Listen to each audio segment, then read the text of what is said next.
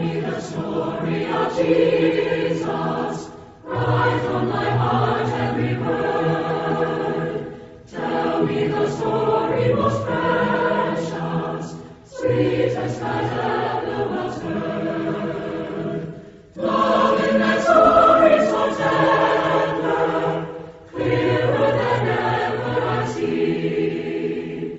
Say, let me read while you whisper, love in the ransom for me. Tell me the story most precious, sweetest that ever was heard.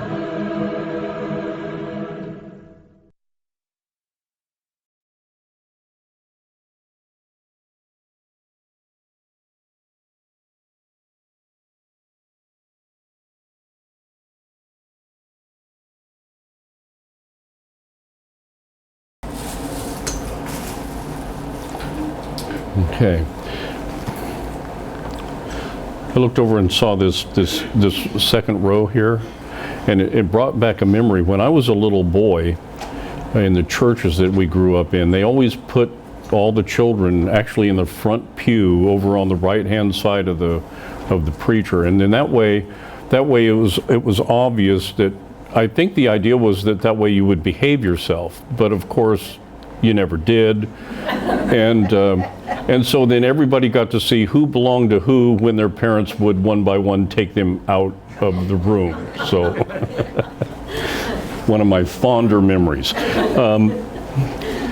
Okay, we're rapidly moving through this. I guess you could say rapidly. We're coming to the end. We've got this week, and then Lord willing, we'll finish it. We'll wrap this study up next week. We're dealing with part 10 on our study of why the King James Bible. Last week, what we were working on is the theory, the refutation of the theories of Westcott and Hort, and we want to try to wrap that up today. And then next week we'll look at what we've titled the believing frame of reference. And then finally the conclusion of the matter. We'll make some concluding remarks. One of the problems that you will find with those that do not believe that the King James is the Word of God, the main problem is they don't believe that the King James is the Word of God. There are a lot of things that you have to take on faith, and if you don't take them on faith, then you don't have them. The Bible says that without faith, it's impossible to please God. You know, one of the things that we hold to in this church and in churches like ours is that we come down from the first century. That all of the ministers have been ordained by someone that if you were able to take the certificates, if you will, that have the signatures on them of the men that laid hands on them, and if you were able to go all the way back and find them all the way back, that somewhere back there you would run into the Apostle Paul, that you would be able to construct a line of men that had been ordained starting with Paul all the way down to now. And if I didn't believe that, I wouldn't be standing here in front of you. Very few churches hold to that anymore. But here's the problem. You have to take it on faith. You can't, because you can't reconstruct all of those documents. I'll give you a good story as to why. My father in the ministry, when he left the Primitive Baptist, took his certificate and cut it up with a penknife, and was getting ready to throw it in the trash can when his wife grabbed him and said, "You probably don't want to do that." So they taped it back together again, and he rolled it up and stuck it in one of those archive rolls that you keep things in. The reason I know this is because I asked him one time, I wanted to see who signed his, and I wanted to see who signed the others that ordained me so that I would know who was the generation before. Right? It's a reasonable question. He didn't have it. And he said, I put it in that roll, and that's been 30 years ago, and I don't know where the roll is. So you see, you have to take it on faith. It's the same with the Bible. You have to take some of this stuff on faith. And the way God works is that when you take it on faith and you believe it, then He gives you more faith to believe even more. That's just the way this whole system works with every point of doctrine we talk about. It's all based on your believing it, and then when you believe it and you ask God for more faith, He gives you more faith to believe more stuff. At the point that you quit believing, well, you just cut yourself off the legs. Okay, so, but that's for next week. That's for next week. This week we're going to continue to deal with refuting Horton's theory, and it's evident that he didn't believe. Okay, so this is the poster child for doing it the wrong way. Last week we looked at well, a couple of weeks ago we looked at the fact that the genealogical method is a fraud. We've looked at the fact that these text-type families that they came up with was just fabrication. It was something for them to be able to put things into a box and dismiss a huge chunk of manuscript evidence by doing it. We looked at the quotes from the fathers and the papyri. We looked at the idea of this ecclesiastical revision, which never happened. There's no evidence of it ever having happened. But again, it was something that was thought up in the mind of Hort. Last week we looked at Gaius. We looked at the artificial nature of those text families again. Looked at Erasmus vindicated. We asked the question as to whether the oldest manuscripts are the best without anything else, if it's just clearly if that's all you need. And then we looked at the fact that you have to weigh, should you weigh them or should you count them? That brings us up to where we are today. And so we're going to start today with this question. How to evaluate the credibility of a witness. When it comes to the manuscript evidence that's out there, and remember much of it is just pieces of a couple of verses here and there. How do you weigh which ones are credible? How do you make that type of a decision? Well, if it were a trial and if you were a juror in the trial, how would you weigh the credibility of the witness that sat in the witness stand? How do you determine the credibility of people that you deal with every day in your life? How do you look at them? How do you weigh whether or not someone's trustworthy or not? How do you weigh whether or not their character, what do you do there? It's the same thing. You observe their actions, don't you? You watch them. You see what they do. You see how they live their life. You see whether they tell the truth or not. You watch them over a period of time and figure out whether or not they're credible people. That's how you deal with that. Another way is to look at their associates. Look at who it is they hang out with. They may be completely different than what you think they are once you find out who their friends are. Right? If they run with a bunch of scallywags, then they probably tend to be a scallywag themselves, and they're covering it up. So you look at the people, you look at their associations, you look at what they say, you find out, did the guy tell me the truth? Is he always lying? Is he always making excuses? Is he always doing something that's not credible? If he is, then maybe I shouldn't give him much credence. But if everything he says is right, well, then maybe he's a straight shooter. That's how we do it in normal life. We do this all the time. You do it with people that you work with. You do it with people at school.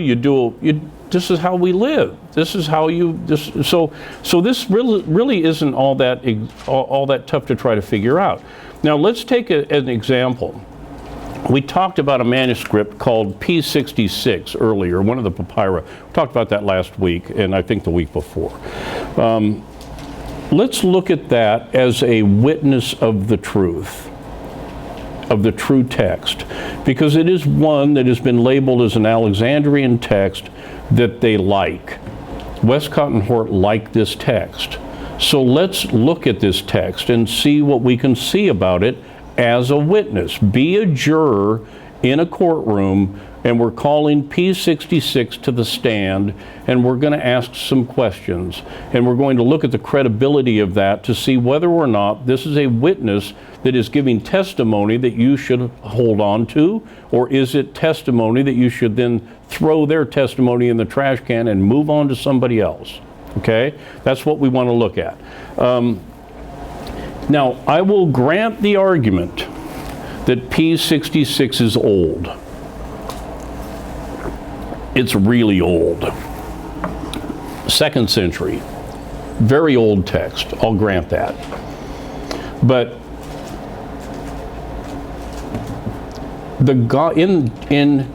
in John's gospel, okay, we have 4 gospels, Matthew, Mark, Luke, and John. In John's gospel alone, there are 900 clear errors. 900, in other words, P66 has lied to us 900 times just in the Gospel of John alone. Is that a credible witness? Is that somebody you want to hang your hat on? Is that the kind of text that you want to base the text of the Bible on?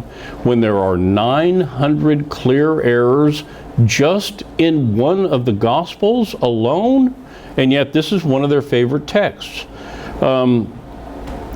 P45 is another one of these texts,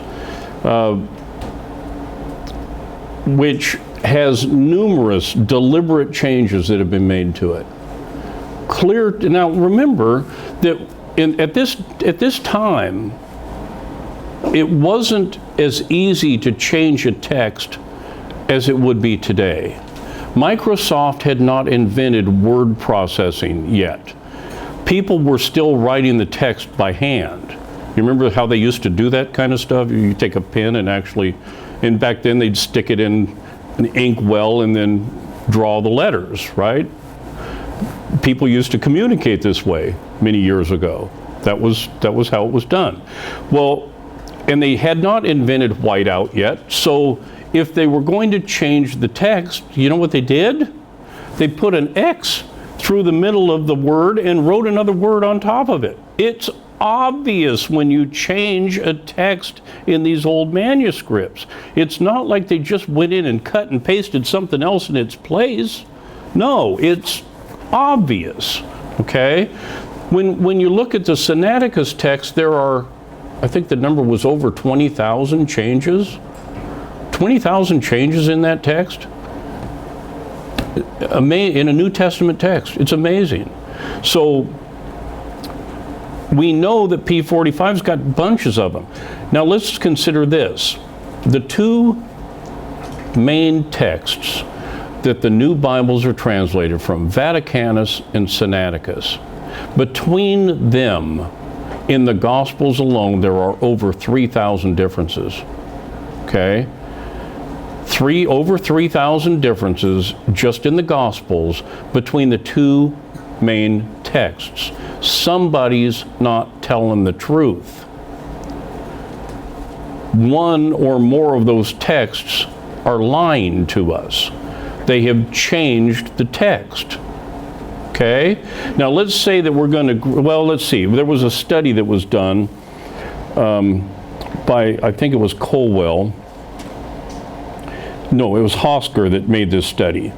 There are 656 differences between these texts in the book of Matthew, 567 in Mark, 791 in Luke, and 1,022 in John, for a total of 3,036. That's a lot of changes. That's a lot of differences between the 2 texts that were supposedly copied by the very same man. They're both supposed to be copies from Eusebius. And in the Gospels, they have over 3,000 differences from the same guy that copied them. Somebody's not telling the truth here. So just about everybody agrees that Aleph, or the Sinaiticus, is a bigger liar than B, Vaticanus. So let's say, just for the sake of discussion, that Sinaiticus is twice as big of a liar as Vaticanus is. That means that 2,000 of these changes belong to Sinaiticus and another 1,000 of them belong to Vaticanus. Is this a credible witness? Seriously, is this a credible witness? Do you really think this is how God preserved His Word? Dean Bergen, I've talked about him quite a bit. He had this to say. He said that if we cannot determine objectively that a particular witness is lying, his credibility suffers if he keeps dubious company. Examples of bad company are the 5 old uncials, Aleph, A, B, C, and D, which often read differently from the Textus Receptus and also disagree among themselves. And those copies right there, Aleph, A, B, C, and those are the ones that were used for the new Bibles. What about character witnesses? For the most part, Aleph, which is Sinaiticus, and B, which is Vaticanus, were not used by the church. They weren't copied by the church. They were written on vellum and then lay dormant from 350 AD until 1881 AD, 1,500 years. They lay dormant, nobody ever copied them, nobody ever used them. They just laid there. So they've stood alone for centuries, nobody using them.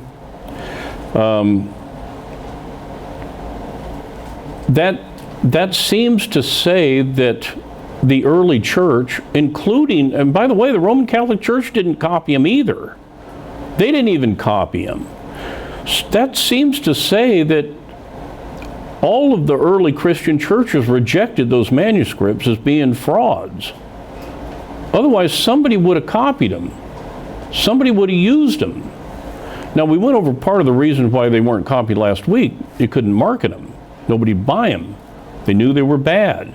But they laid there for that long without being copied. So we have to consider that when we look at the evidence and we look at these witnesses. Are these credible witnesses? With the number of lies that they have and the fact that nobody used them down through the centuries, does that make them a credible witness?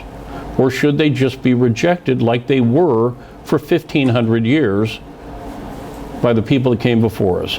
Now let's look at the next point. Weigh but then count. If we're going to take the position of Westcott and Hort that God did not preserve his word and it's up to us to then reconstruct it, then after we've weighed the witnesses, we need to count them. We need to see how many there are in each different pile, if you will. But before you do that, this is one area that Westcott and Hort were right. They got this point right. They applied it wrong, but they got the point right. If you find collusion, if you find that a whole big pile of these texts have all been copied from one text, that's really one voice, right? It's not 400 different witnesses, it's one. But as I pointed out last week, we don't have that. We didn't find that. We found a bunch of orphans. None of them looked like they were copied from another text. But the theory is sound that if they did match that way, well, then you would count them as one. But that's not what we found, okay? So where Westcott and Hort were right on the theory, they didn't apply it correctly because they never even really looked at them. So only then should each witness appearing to be both independent and trustworthy should have a vote. If you find a witness that is clearly not trustworthy, you don't even let it vote. You don't even bring it. Why would you? If it's garbage, it's garbage. You don't give that a vote. You only rely on those that appear to be trustworthy and those that appear to be independent. That's how you should deal with this idea of weighting and counting. Bergen said that if a manuscript goes wrong continually as a witness, he is of low character. Again, the oldest extant unsealed manuscripts, when viewed objectively, habitually are shown to be liars. Every one of them. All of those ones that you read in the margin that says the oldest and the best manuscripts, every one of them is a liar. Every one of those texts. And it's been proven over and over again. To give you another example, in the last 3 chapters of the book of Luke, the Gospel of Luke, chapters 22 through 24, Codex D, which is one that Westcott and Hort used, omits 329 words. You know who made the claim that it omitted those words, that many words? Westcott and Hort themselves. Westcott and Hort came out and said that Codex D omitted 329 words from what they considered to be the true text. In addition to that, Codex D was judged to have added 173 words, substituted 146 words, and made 343 transpositions. And this is according to Westcott and Hort. Westcott and Hort knew that this text was corrupt. They knew that it wasn't a true text type. And yet, they used it to remove passages from the Textus Receptus in 8 different places, because Codex D was the only text that removed those passages, and they wanted the passages removed. And this is what we're supposed to count on as the Bible? Pickering said this about that very subject: how can any value be given to the depraved testimony of Codex D in these chapters, much less prefer it above the united voice of all other witnesses? In these 8 places where they removed those verses, every other manuscript that we have that has those passages in it has those verses. The only one that doesn't is Codex D. Westcott and Hort knew Codex D wasn't any good, and yet they used it to remove those 8 passages. Why? Well, because they wanted to remove the passages. Why else would they do it? Now, I want you to understand that the focus here is not so much on Codex D, but it's on the men. We're studying Westcott and Hort. These men selected readings from an area of a manuscript that they acknowledged as having been heavily altered, and yet they chose those 8 places because they preferred what it said in those 8 places over what all of the other texts said. That is not biblical criticism. That is not following any kind of rules that would be appropriate for dealing with God's Word. That is coming up with a Bible that you want to say what you want the Bible to say. Plain and simple. Pickering also said this: modern texts are based 90% on Vaticanus B, 7% on Aleph, about 2.5% on Alexandrius A, and the remaining 0.5% on a few other early manuscripts. Convicted liars all. Textual critics have ignored the consideration of respectability as an objective and very necessary criteria in weighting. If you were to take this to a court of law and all the evidence be presented, they would have thrown this stuff out years ago. And if you consider respectability in this, you're going to end up running back to the Textus Receptus. It's the only one that will stand the test. Now let's look at this next point, the importance of variety in selecting evidence. The use of a variety of evidence will always support the Textus Receptus, as I'm going to show you in just a second. And it'll return the body of Christ right back to the King James Bible again, if it's considered. Just this one point alone, if it's considered, it will send you right back to the Textus Receptus again. And remember, as I've made this point before, God promised to preserve His Word. He didn't promise just to inspire it, but He promised to preserve it. And without preservation, inspiration means absolutely nothing. What good is it to inspire a text that nobody has? What value is that? Without preservation, inspiration is meaningless. Okay?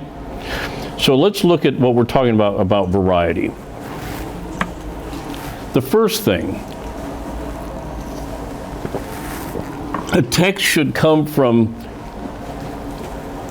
many geographical areas rather than just from one.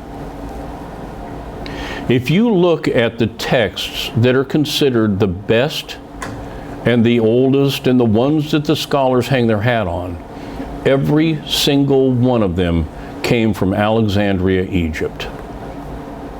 That's where Vaticanus originated from, the text of Vaticanus, the text of Sinaiticus, the text of Alexandrius, the text of all those other codexes came from Alexandria, Egypt. Every one of them. They didn't. Now, is that prudent? Is it prudent to consider only texts from one locale, from one place? I'll let you be the judge of that. Is it reasonable that the original reading would only survive in that one region? Out of the entire world, when the church was taking the world by storm, only one place had the true text? Nowhere else in the world did it land. It was only in Alexandria, Egypt, that the true text was preserved. Does that seem reasonable? The Apostle Paul traveled all over the place. And yet, Alexandria, Egypt is the only place where the true text survived. Didn't survive in any of the other places. Didn't survive in Colossae or any of the letters that were written in the Bible to the different churches. None of those places the text survived. Only in Alexandria, Egypt. This is a map that shows Paul's missionary trips. This is why I have this. Now, I know it's hard to see, but up here, there's Thyatira and Sardis and Philadelphia and Laodicea. You probably heard of those if you've ever read the book of Revelation. Those were churches that 7 letters were written to. Corinth is over in here. Rome is up in here. Crete is down here. This is the island that actually Blake was just on, and it's the island that Paul sailed from on the way to Rome when they got caught in the hurricane, right? These are his travels. Alexandria is there.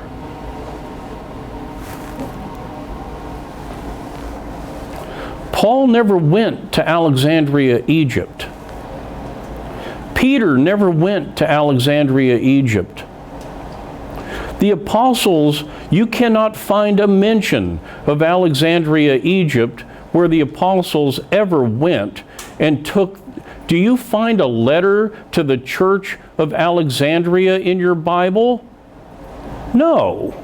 You find letters to the church at Corinth, to the church at Ephesus, to the Philippian church. This is Galatia up in here, which is not modern day Turkey. You don't find any letters written to Alexandria. How in the world is Alexandria, Egypt supposed to be the place where the original autographs landed when nobody ever went there and nobody ever wrote a letter to them? Makes no sense. And yet that's where those texts all come from. Now, in contrast to that, the majority, or the Textus Receptus text, is composed of manuscripts from Greece, from Asia Minor, Constantinople, Syria, Africa, Gaul, southern Italy, Sicily, England, and Ireland. All over up here. And yet this is where the scholars want you to hang your hat. How in the world did they ever sell this? You got to wonder, how in the world did they ever sell this to people? Okay, let's look at the next point. Materials that differ in age. In order for a reading to be a serious candidate for the original text, it would have to have attestation down through the ages of transmission. In other words, there should be consistent traces of its existence down through the years. You ought to be able to find it in the 5th century and in the 8th century and in the 12th century and the 13th century. You ought to be able to find evidence of this thing moving along through the history of the world if it's God's text, right? Does that sound reasonable? You would think that it was written in the 1st century. Well, we ought to be able to find some 3rd century and 4th and 5th and 8th and 12th and 15th century copies of the thing. If it was preserved in the church, you would think there would be copies of it, right? That's reasonable. That's a reasonable thing to assume. And that means that somebody's copying the text. And it was in the church that this was going on. It was the church that was preserving it. So you would assume that if it's the true text, you're going to find it down through history somewhere. You may not find complete Bibles, but you're going to find some of it somewhere. In all of the archaeological digs that they've done, you're going to come up with some of this stuff. You're going to find a little bit and piece of it. There aren't any copies of the Sinaiticus or the Vaticanus or the Alexandrias. They stand by themselves. Nobody ever copied them. You're not going to find a 5th century copy of the Sinaiticus, or a 7th century copy of it, or a 10th century copy of it. All you have is the Sinaiticus, which was found in a waste paper basket in a monastery at the foot of Mount Sinai. And they were burning it because it burned better than the paper they had, and it was a cold winter, using it to start fires in a fireplace. Vaticanus was discovered on a shelf in the Vatican Library in the 1400s. They found it one day. It apparently sat there for over 1,000 years. Nobody ever looked at it. Nobody ever cataloged it. Nobody even knew it existed. Now, does that sound reasonable? Does it sound reasonable to you that God would do that? That He would keep His word hidden for 1,000 years and then all of a sudden have it show up in what's referred to in Revelation as Mystery Babylon, the great mother of harlots and abominations of the earth? That's where He's going to hide His true text? It doesn't make any sense. And yet that's what they're selling. Let's look at the next point. Different kinds of witnesses. Consideration should be given to all available evidence, not only Greek manuscripts, but to data from the church fathers and lectionaries and different old versions, other translations and such. The only witnesses that were ever considered by Westcott and Hort, and by extension the committee of 1881, were the old unsealed Greek manuscripts, period, end of report. That's all they considered. They didn't consider any of the Textus Receptus. They ignored all of it. They did not consider any of the old Latin texts. They didn't consider the Peshitta, which was a Syrian text. They didn't consider anything other than the texts that they just so happened wanted to use. They gave no consideration to anything else.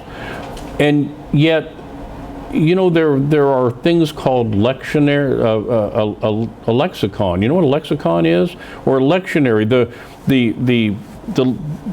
little books that in a lot of churches they will have someone come up and have a reading. Every week they'll have, mainly in Catholic churches or Episcopalian churches, some of the others, so someone will come up and they have a reading, and they read the same thing year after year after year. They've got so many of them they do however it works. I've never been in one, but I've heard of them. Well, those little readings that they have text in them. They're reading Bible verses. Not just Bible verses. It's like if you were going to sit down and read something that a preacher wrote, and he quotes a few verses along the way in whatever it is that he wrote. And when you look at those, going all the way back, guess what you find? The Textus Receptus. You find the text of the King James Bible in all those things. So what did Westcott and Hort do with that? They ignored them. They ignored all of that. They ignored the old dictionaries that showed the words that they didn't even think existed. They ignored everything other than the manuscripts that they wanted to sell.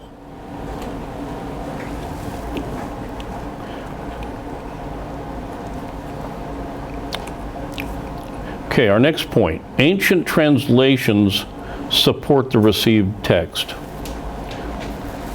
From the 2nd and early 3rd centuries, The Latin, which, and when I'm talking about the Latin here, I'm talking about the Old Latin. This is before Jerome translated the Latin Vulgate. The Old Latin, or the Old Itala Bible that was used down through the centuries, was translated in the early 2nd and 3rd centuries. And it was used by the church in the Western Empire because people spoke Latin, they didn't speak Greek. Okay? So there were two Latin Bibles after Jerome came along. This old Latin Bible was in existence, and then when the Pope commissioned Jerome to translate the Vulgate, he went out and got Origen's work to translate the other Latin. But that was not the original Latin. The original Latin agrees with our King James Bible. Okay? There were also Syriac New Testaments, and they were circulated all over Asia Minor, Africa, and Palestine. And they agree with our King James Bible, and they date back to the 2nd century. Well, the apostles lived through the 1st century, so this is very, very close to the apostles themselves. Jerome, who lived between 382 and 405, and possibly or presumably a Bishop Rabula, they were the ones that got involved in translating the Latin Vulgate, which was supposed to be, tell me if you've ever heard this before, it was supposed to be an update of the Old Italic. You ever heard anything like that before? Kind of like the 1881 revision was supposed to be simply an update. Well, Jerome did kind of the same thing that Westcott and Hort did, and rather than just update it, he went to Origen and came up with a Bible that he wanted, and that in essence is the Latin Vulgate, which was the Bible of the Roman Catholic Church. Okay? And he used the same source from which the Vaticanus came. So the Latin Vulgate and the Vaticanus agree with each other because they came from the same place. One of them was translated into Latin by Jerome. The other one came into Greek by Eusebius, but they both came from Origen. Our good friend Adamantius Origenes again. Okay? Hills said this about this topic. He said that the Peshitta Syriac version is the historic Bible of the whole Syrian church. It agrees closely with the traditional text. Until around 100 years ago, it was almost universally accepted as having originated in the 2nd century, thus being one of the most ancient New Testament versions. He says until about 100 years ago. Well, that was the time of, guess who?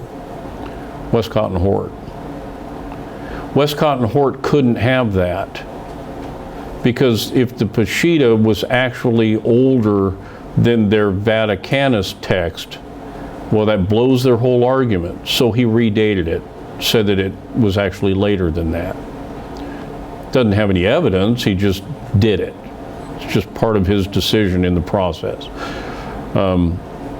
So that's how he nullified that. And what he did was, he said that was part of that 4th century rescission, that it came about then in that ecclesiastical revision thing that he thought up, where the church went out and hired a bunch of people to do this thing, that's where the Peshitta came from. But it had been accepted for years as being a 2nd century text. It's always been considered that way. Hills went on to say this: why was it that the Peshitta was received by all the mutually opposing groups in the Syrian church? There's an interesting point here.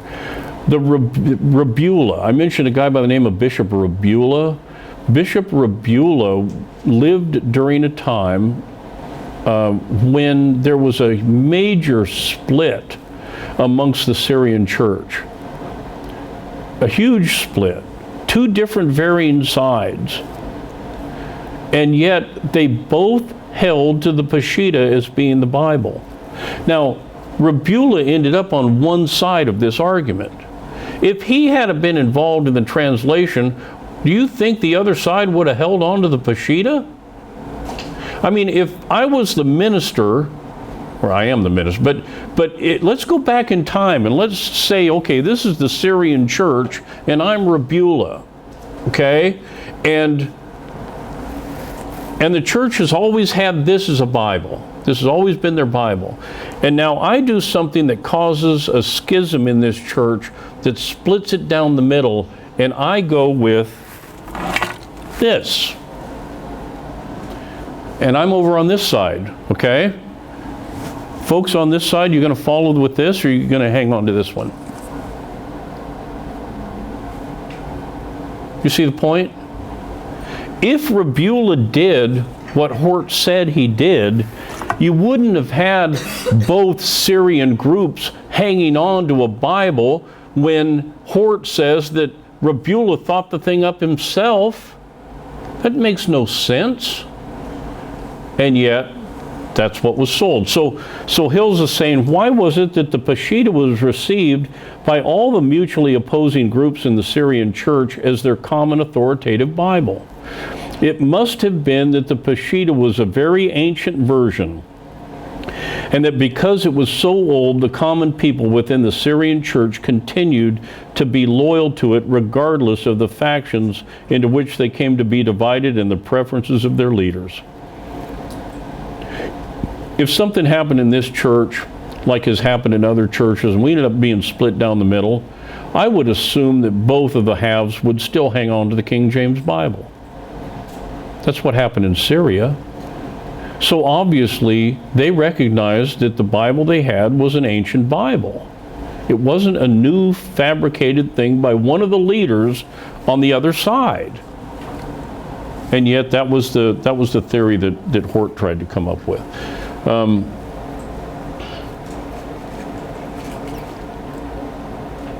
Dr. Hills and Pickering both have rebutted this idea of the Hort theory concerning Rabula and the Peshitta and where it came from.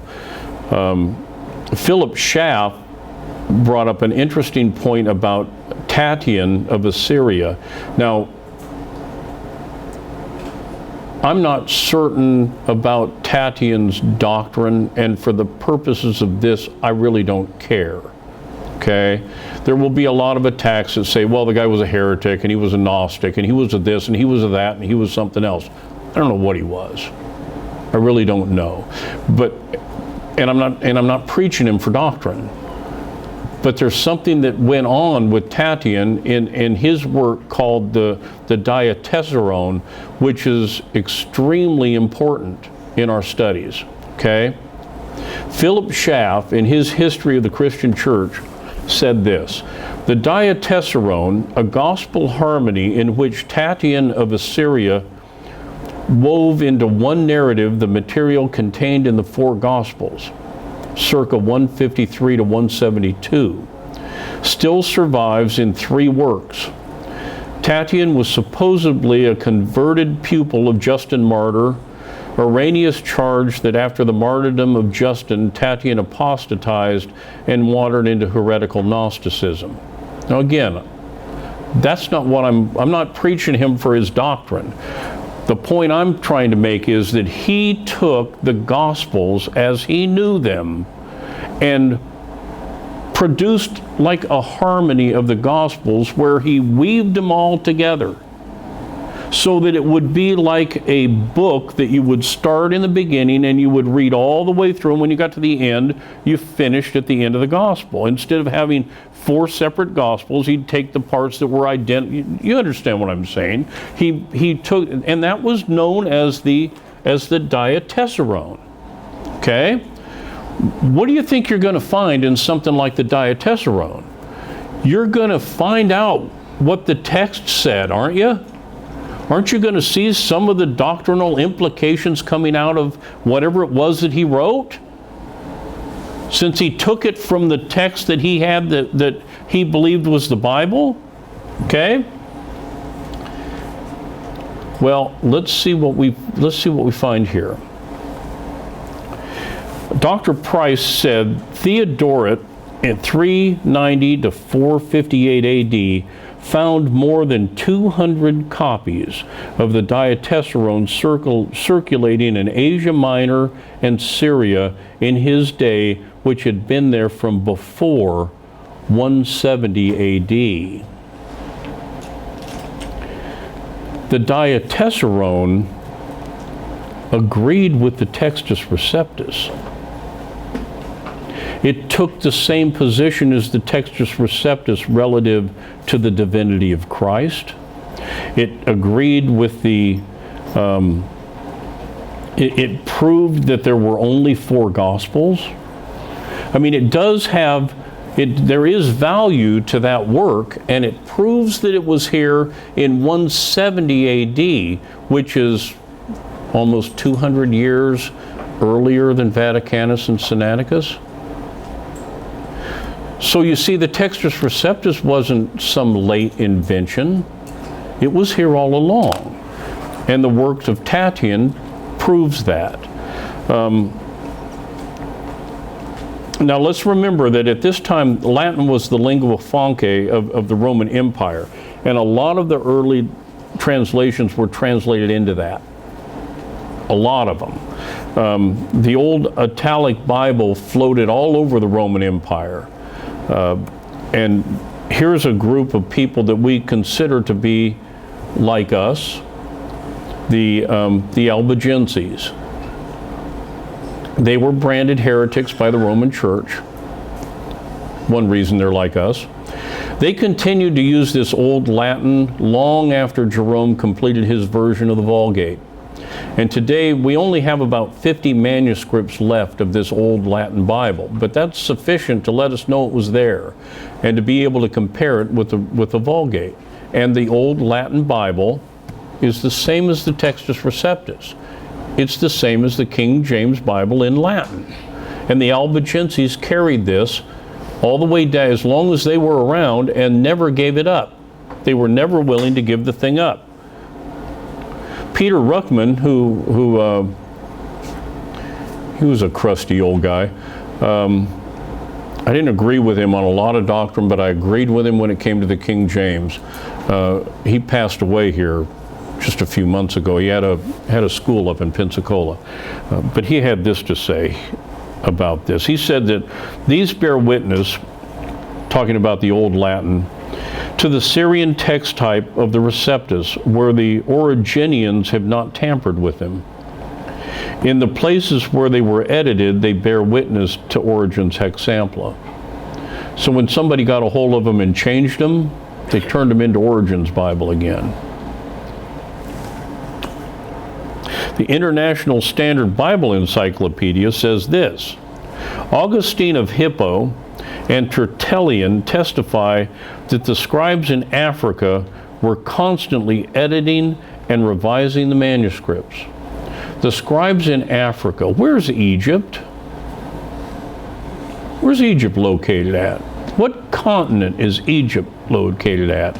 And by extension, what continent is Alexandria, Egypt located in? Is that not Africa?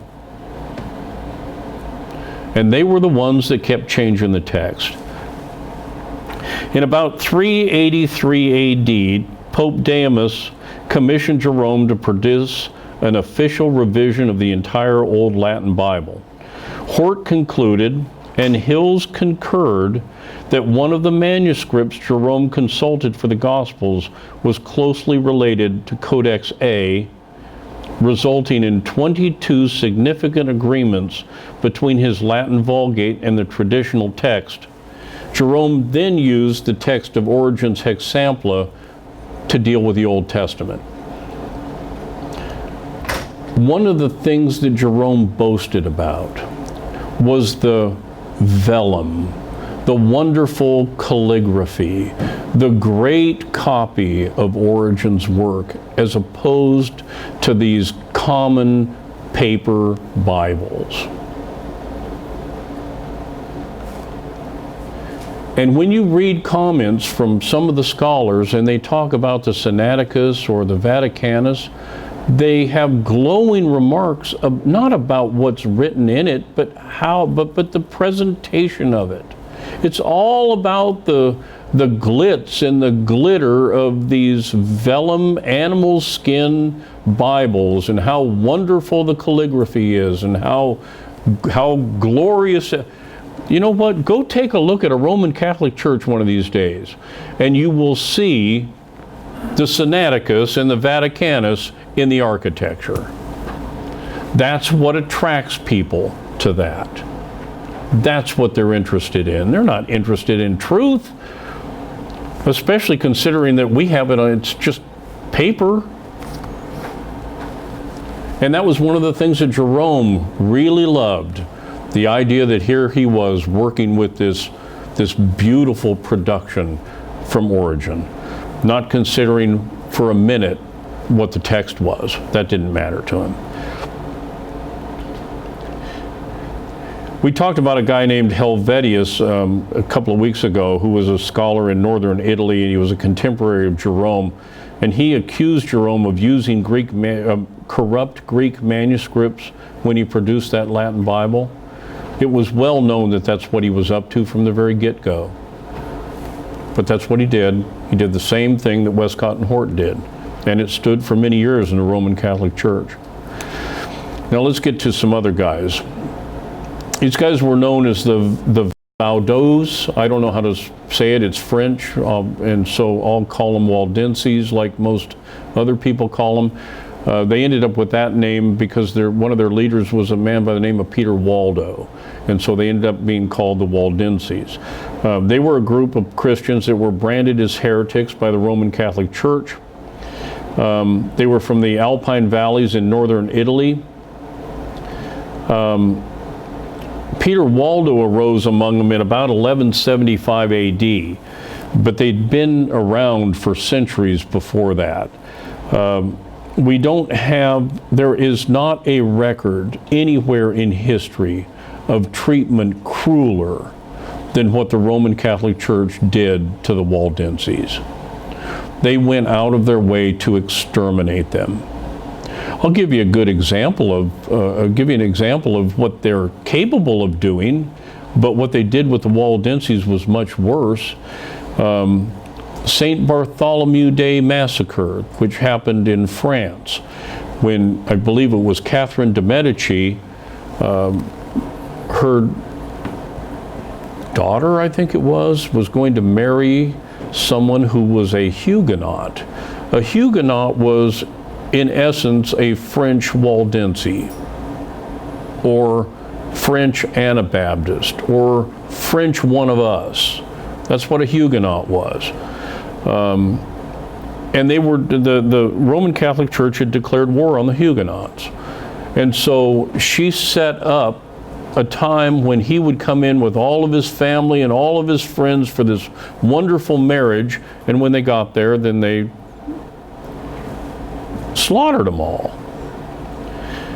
You can go to St. Augustine, Florida today, and there's a Huguenot cemetery in St. Augustine, Florida, where only Huguenots are buried, because Catholics wouldn't dare be buried in the same cemetery with a Huguenot, one of those heretics.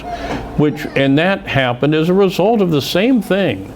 When the St. Bartholomew Massacre happened, it happened all over the world. They hunted down Waldenses or Huguenots or anybody that wasn't Roman Catholic all over the world and slaughtered them. What they did to the Waldenses was unbelievable.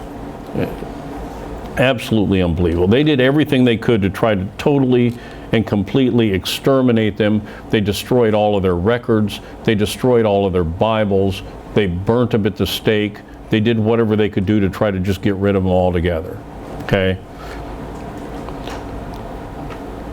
According to Beza, the Waldense Church was formed about 120 AD. Its Latin Bible, the Old Italic, which represents the received text, was translated from the Greek not later than 157 AD. It's recognized that Jerome's Vulgate is the Old Latin. It is the Old Latin with the changed readings that you find in the Vaticanus. So that's basically what it was. He took it and turned it into the Catholic Bible. Okay. Wilkinson said that not only because of its own irresistible history and internal evidence, but also because it matched with the received text, which in Waldensian form had come down from the days of the apostles. You see, this is the text that the Waldenses had was a Latin version of the King James Bible.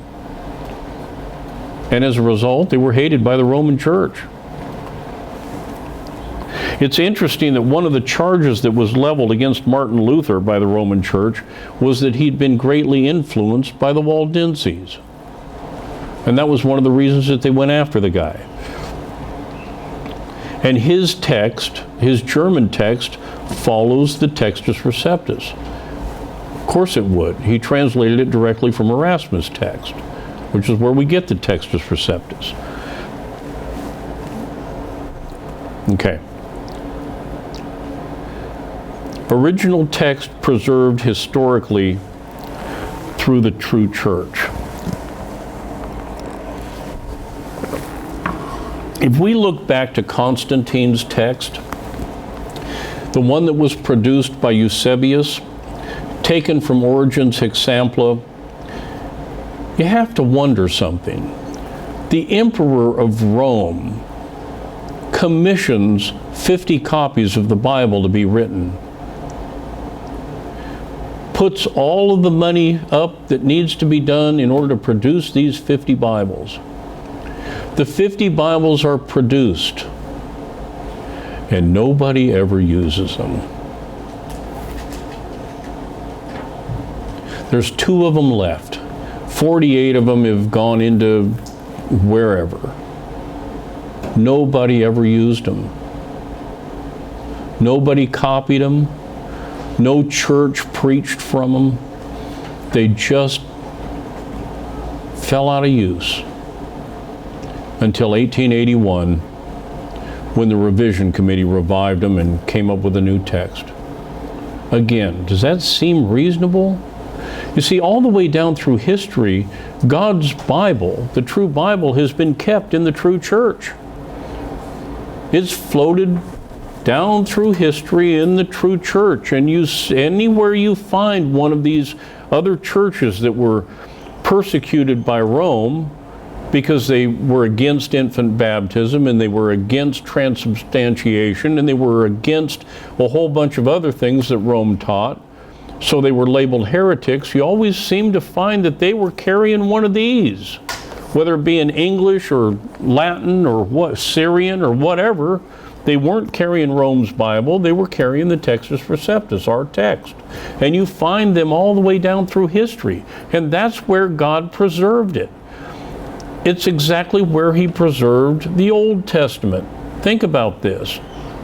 The Jewish nation of Israel, was the church in the Old Testament days. And that's where the Old Testament text was preserved. In the New Testament era, He's preserved it in the church. The same thing. That's how it's come down to us. But I find it amazing that those 50 copies that were translated just absolutely fell into disuse from the moment they were printed. Wilkinson says this: the Textus Receptus, or Greek Vulgate, had been the Bible of the Greek Empire, of the countries of Syrian Christianity, northern Italy, southern France, and the British Isles in the 2nd century. This was more than a full century before Vaticanus and Sinaiticus came to see the light of day under the direction of Eusebius and Pamphilius. When the Roman Church began to send out missionaries in later centuries, they found these people already using the Textus Receptus. That's one of the reasons they were never copied. When the Catholic Church went out to start to evangelize, by the time they got there, there were already churches there. And those churches already knew the King James, if you will. And so they could recognize that that text wasn't any good. Westcott and Hort themselves said this: moreover, the Textus Receptus was the Bible of early Eastern Christianity, subsequently being adopted as the official text of the Greek Orthodox Church. And then Wilkinson again says, we also have the witness of the great Syrian church, like the Waldensian church of northern Italy, the Gaelic church in France, and the Celtic church in Scotland and Ireland, as to the authenticity and apostolacy of the received text. You see, all of these other churches had the received text. They had Bibles. And when the Catholic Church came to town to evangelize them, they already had their own Bibles. So the church labeled them as heretics, and the ones that they couldn't get to convert, they'd go to war with. That was the way that the history worked. He went on to say this: ancient records of the first believers in Christ Jesus in these lands unmistakably reveal that they were first penetrated by missionaries from Palestine and Asia Minor, not Rome. You see, in England, the church was there long before a pope ever sent anyone out there to evangelize it. The same all over the empire.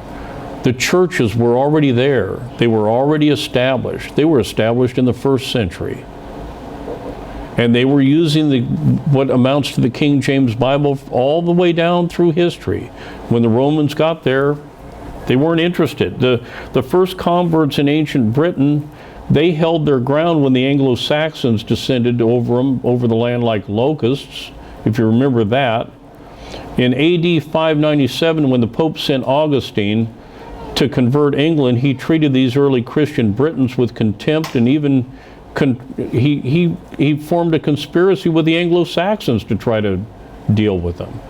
The Catholic Church's position was, if you don't convert, we'll just kill you. Let me say that again. The position of the Roman Church was, if you don't convert, we'll kill you. Who does that sound like? Is there anyone in the world today that takes the position, if you don't convert, we'll kill you? And who is it? Who's the spirit behind that group that comes along and beheads Christians if they won't convert? It's the same game, folks. There's nothing new under the sun. We're just got different players in it. But it's the same old game today as it was in the 1200s and in the 1100s. It's just different players. That's all. At the forefront of early evangelism, there was a little island known as Iona, which is located off the northeast coast of Scotland. Its most historic citizen was a guy by the name of Columba, an Irish churchman of royal lineage. He lived from 521 to 597 AD. He founded a theological school on that little island rock, utilizing manuscripts from Asia Minor, and from that little rock, Iona, the gospel was carried to the Picts on the mainland. It was carried to the Netherlands, to France, to Switzerland, to Germany, and even to Italy. And when Rome began to send out missionaries to extend her power, she found that Great Britain and Northern Europe were already professing Christianity using the King James Bible. They were already there. Rome began sending missionaries out about 250 AD, and by that time the old Latin Bible, or the Textus Receptus, was already well entrenched. Nobody wanted to listen to this other Bible, this Jerome thing, the Bible that they were trying to push. They stood up against it. It's unfortunate that in the 1880s people quit standing up against it. But I guess times change. Fred Nolan said, "In view of all we have seen, the Roman Church's claim that she gave the Bible to the world is seen as false. What she gave was an impure text, a text with thousands of alterations so as to make way for her unscriptural doctrines. At the same time, she heaped upon those possessed the veritable Word of God long centuries of pitiless, relentless, merciless, bloodthirsty persecution. And I hate to say this, but that bloodthirsty persecution could happen again. We've had a respite for several hundred years since the Protestant Reformation. Things have calmed down and we're not being persecuted like we were. How long will that last? I have no way of knowing. I have absolutely no way. It could go on for another 100 years. It could go on for another 1,000 years, for all I know. Or it could end tomorrow. I don't know. But persecution could come. And if it comes, that's why it's important that we know what to hang on to, that we understand why we hang on to it. And we realize that this is not our home anyway. We're just here temporarily. There's not any of us that are going to make it out of here alive. If the Lord delays his coming, every one of us is going to die. Tomorrow's as good a day as any. And if you go in the service of the Lord, so much the better. Don't get too attached to this place. If you're a Christian, this ain't your home. You're just here for a while. And when God calls you home, be ready to go home. And if persecution comes, it comes. And that's why I spend so much time showing you why you should stand on this Bible. Because this is the only thing that'll get you through that. And I've learned from experience, you defend this Bible, it'll end up defending you.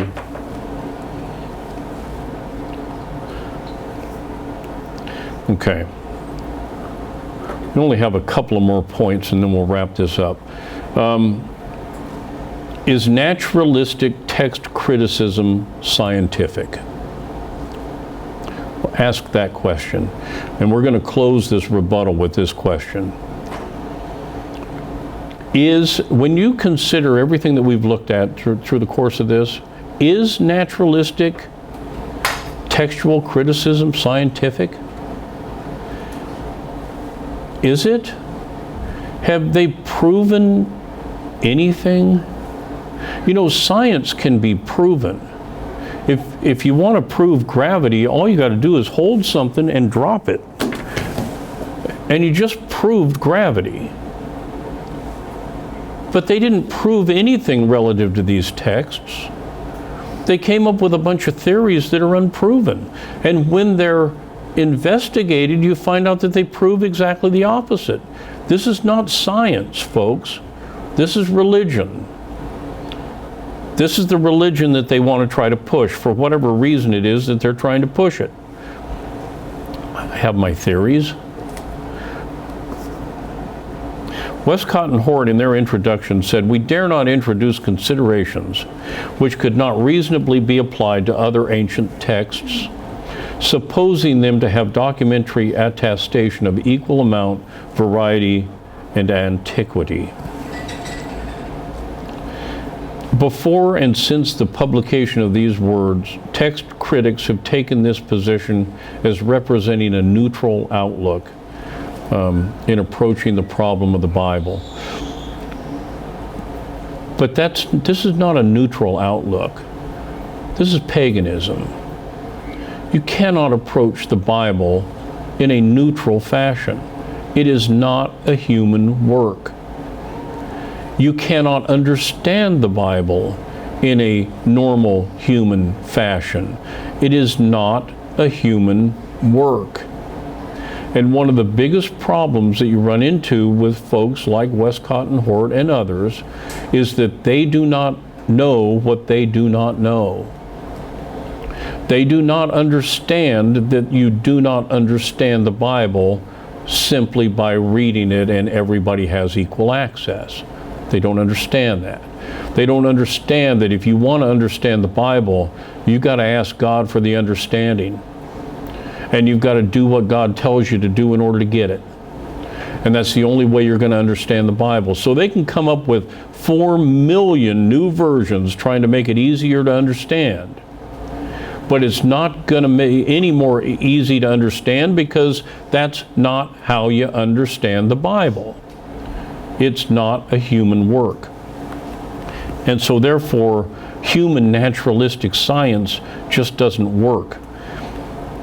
Hill said, if precision and dependability be the marks of an exact science, surely naturalistic New Testament textual criticism fails to meet the test. It leaves the major phenomena of the New Testament text unexplained, especially the traditional text found in the vast majority of the Greek New Testament manuscripts.